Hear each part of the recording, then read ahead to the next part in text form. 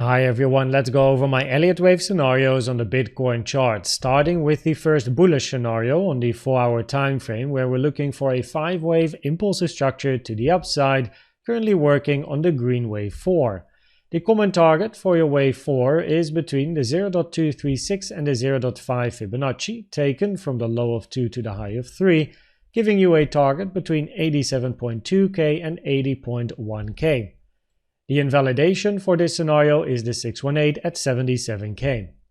Now price here moved towards the downside and touched the 0.236, which means that the minimum target for a wave 4 has been reached. Now this also means that price does not necessarily need to move below this low anymore in a wave 4. You can also get a more sideways corrective structure, do not take out this low, still move to the upside, finishing a wave 4 over here. Because preferably from a time perspective, you are not yet finished with this green wave 4. It is more common for a wave 4 to be longer in time than a wave 2. And in that case, you would then like wave 4 to finish after this vertical line here on the chart, which is sitting on the 19th of November at 9 p.m. Central European Time. The minimum target for a wave 4, however, is the 0.382 Fib time, which as you can see has been reached, and therefore you would then preferably count this low as the low of a wave 4 if you want to be very bullish and look for a green wave 5 towards the upside. It's just that based on probabilities, I would not label that as the green wave 4, I would label that different if we do move to the upside, which will come later in this particular video. What you see here on the chart is a trend channel taken from the end of 1 to the end of 3 to the end of wave 2. In this scenario, if you want to increase the probabilities for a green wave 4, you preferably touch or break the lower trend line of this channel, which as you can see at the moment has not yet happened. Now if we are looking for a bigger corrective structure in a green wave 4, then preferably you are not yet finished with a corrective structure on the 1-hour time frame. And that is what we have over here. So this is a unfinished corrective structure where we then have a 3-wave zigzag move to the downside in a wave W, zigzag a family structure in a wave X, and then a 3-wave structure in a wave Y, a flat structure, 3-wave A, 3-wave B, a 5-wave C. Minimum target for a wave B in a flat has been touched, the 105 here at 92k, taken from the start to the end of A. Most common target for B is actually a little bit higher, the 1.236 to the 1.38, 92.7k to 93.2k, which also includes a little bit of resistance, which is the point of control of this range just around the all-time high here at 92.7k.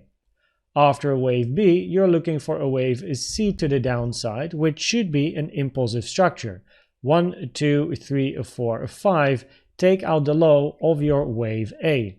Finish your wave Y, and after wave Y, you look for price to move towards the upside to then take out the all-time high.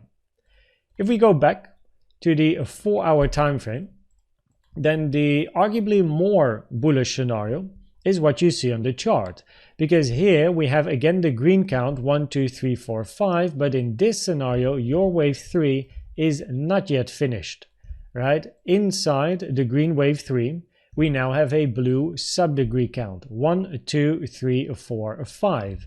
And in this scenario, you preferably have a finished wave 4, either at the low over here, which would actually be preferred, or the low over here, which also means that if price continues towards the upside, I would prefer counting this scenario over counting any of these lows as a green wave 4. It just doesn't have the highest probability in that case. But here what you're looking for is of course the blue wave 5 to the upside, finish green 3, range in green 4, and then another move to the upside in a wave 5.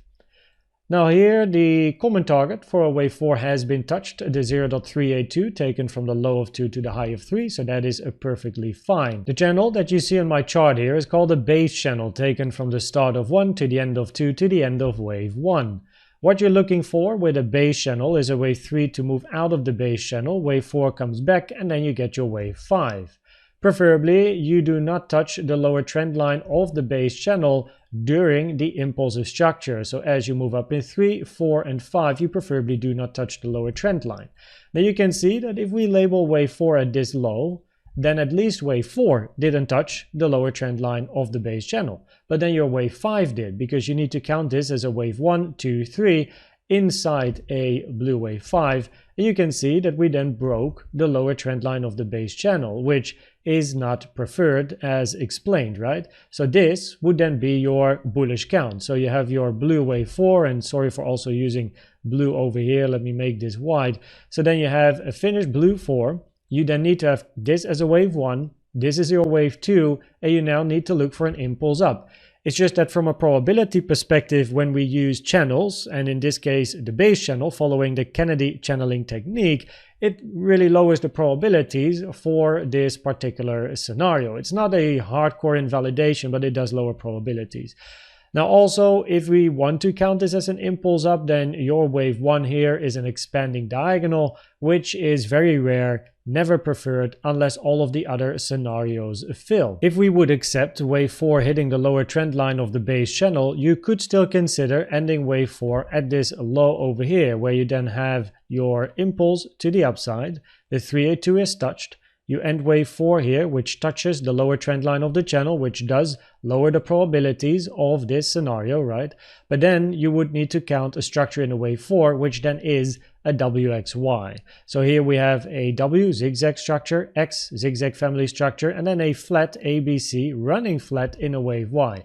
Now there's a couple of issues here. First of all, a running flat ABC is very rare. In general, never preferred unless everything else fills. Your wave C here is an expanding diagonal, which again is also very rare, never preferred unless everything else fills. And then you have eventually also the size of your wave C. You can see that your wave C is very long compared to A and B. Now preferably in a wave C of a flat structure, you end wave C before the 2-fib time taken from the start of A to the end of B, and then you double click over here. So you don't like C to be twice the length of A plus B, which it also is here. So it's not great probabilities for this scenario. Looking at the CVD divergences, you can see that a lot of the CVD divergences here played out. Also the recent bullish CVD divergence here played out. At the moment, locally on a 5-minute time frame, we have a bearish CVD divergence here and a couple of bullish as well. So it's a bit of a mix.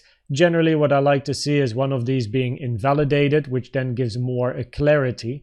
Something I do at least want to show you is that on a 1-hour time frame, if you zoom out, you can see we do have a bigger bullish CVD divergence, right? The invalidation would be moving below 75K. So you still have a lot of room. You can surely continue a range and even retrace deeper without any problems, right? But it's just good to be aware of the bigger CVD divergence.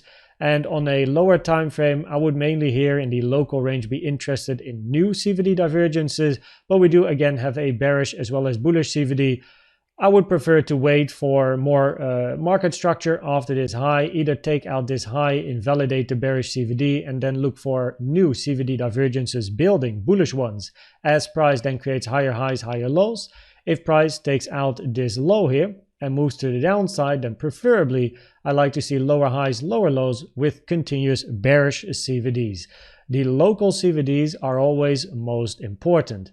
We also have some news on Tuesday this week, so Tuesday, November 19, tomorrow, 2:30 p.m. Central European Time. So make sure you trade safe because it can increase the volatility on the chart. And if we then look at the probabilities of the different scenarios, then on the 4-hour time frame, we are looking for wave 4s and 5s. So eventually we still expect continuation of the trend. But on the 1-hour time frame, the probabilities are higher to look for an unfinished corrective structure compared to a finished corrective structure. And then here in general, the probabilities in general are higher to still look for higher prices moving above all-time high. Having corrections or retracements are part of a bull market and actually give new opportunities to be part of the bigger trend. I hope that this video was helpful or valuable to you. Please check out the CVD indicator video, the best indicator out there in my opinion, or the Elliott Wave educational playlist to help you understand more about Elliott Waves.